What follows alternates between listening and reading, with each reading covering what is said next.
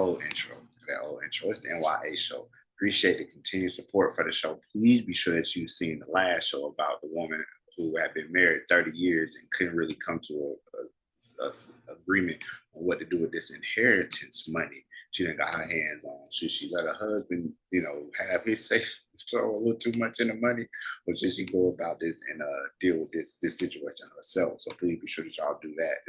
Watch that show, and then of course, the show before that where I talk about the billions of dollars in approved arms sales to Israel between the United States. Please be sure that you do that, as well as check out the short film Spirit Arrested, which will be in the links below on YouTube. My beautiful wife, like I said, we changed out the links over here, baby, because we always got something new coming, as well as how a mother is balancing life in the pursuit, how a mother is balancing life in the pursuit of dreams. The interview with actress Breyonna and Thomas by Ajay, Tambe, 41 minutes of your life that you can give to Spotify. Links will be below, even if you just share the interview out. Appreciate the continued support for the platform. So we're into the week now. Hope that the weekend was well for you guys. As I mentioned in my last video, I think I talked about what Friday, Saturday, then Sunday. Because today is Monday. Dang, it feels weird with today being Monday.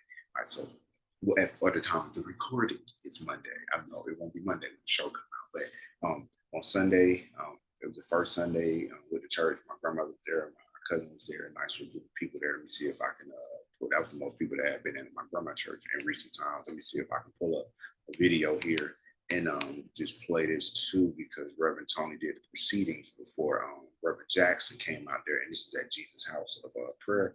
I'm gonna go ahead and add this in here, see if I can play this correctly, just so you can just hear what he was saying.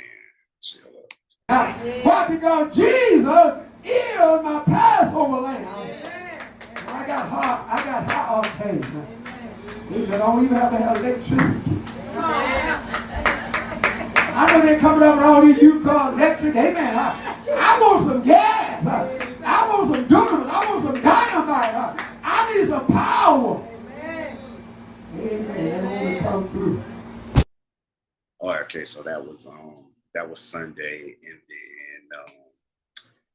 I went to Universal Joint, which is in a neighborhood I grew up in. Went to Universal Joint, had me a skinny margarita, and had what did I have? A fish and chips chilling over there. Like, I almost thought for a second I shouldn't have had this skinny margarita, but it ended up working out. It ended up working up.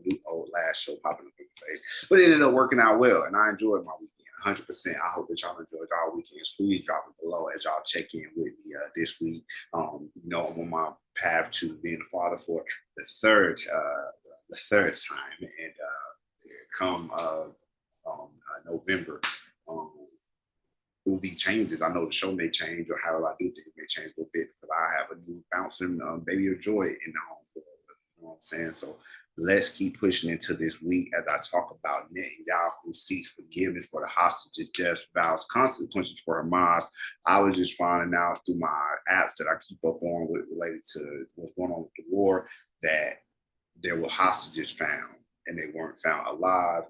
Some hostages since what happened in October in Israel, some by Hamas, some of those were released. That was during the last ceasefire, but now here we are again.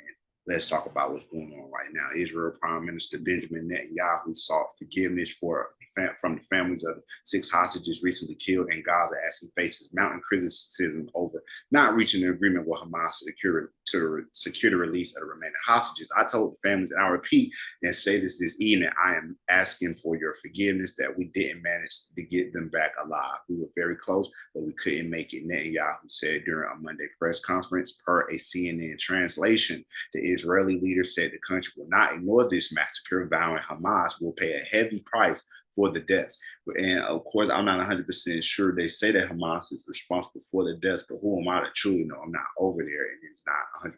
And when all the different bombings and things I've heard about during this war, especially recently, who am I to know that this happened because of that, or because Hamas's leader executed these people, or were they killed in whatever's happening over there naturally when when Israel comes to put their mat down. We're going to enact a heavy price for Hamas, I'm not going to tell you what the price is going to be and what we're going to do. Who tells their plans?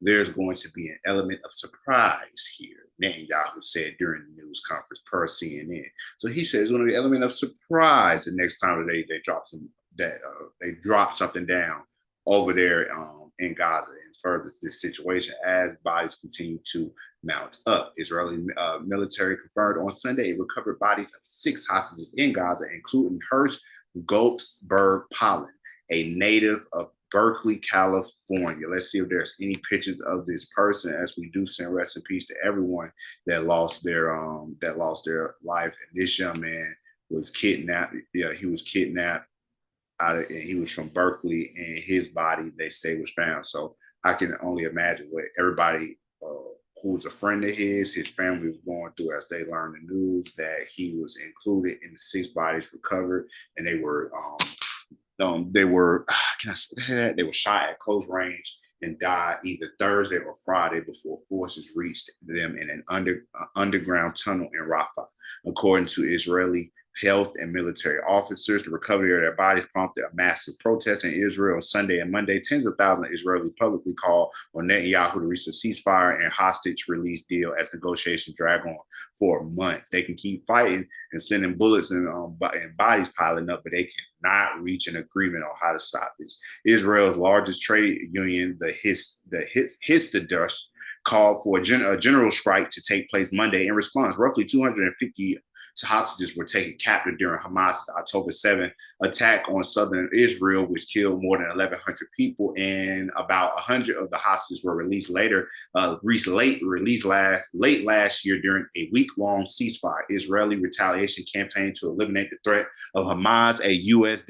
has killed more than 40,000 Palestinians since early October and driven hundreds of thousands of civilians from their homes in Gaza, according to local and international health officials. President Biden on Monday said Netanyahu is not doing enough to secure a hostage deal and told reporters mediators are very close to presenting a final hostage deal this week to both Israel and Hamas. Netanyahu said Sunday's efforts to free the hostages are continuing constantly, and alleges Hamas has refused to hold genuine negotiations. Meanwhile, Hamas has claimed it offered to release the hostages in return for a halt in the war, the withdrawal of Israeli forces, and the release of some Palestinian prisoners, the Associated Press has reported. So what do we take from here? You have an ongoing war. You heard the comparison in the bodies that have piled up.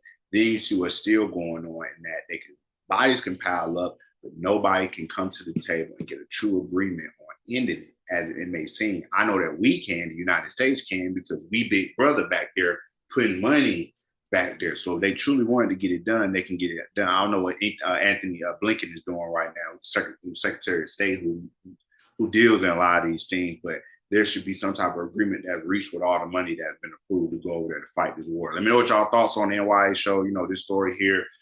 Please continue to support the show. I did do a show about how Macklemore, the rapper, that was one of my last shows actually that I did last week. I just didn't put it out. It ended up being too long, but about how Macklemore pulled out of doing the show over there in Dubai because of the United Arab Emirates, their support for the war over in Sudan, the rapid support forces and the Sudanese armed forces, like the army, the regular Sudan army, been over there fighting, and he pulled out of his show over there. So let me know what y'all thoughts are on this story right here, and continue to support the N.y.a show as you go through the rest of your week. I appreciate the support as always, and be blessed and stay safe.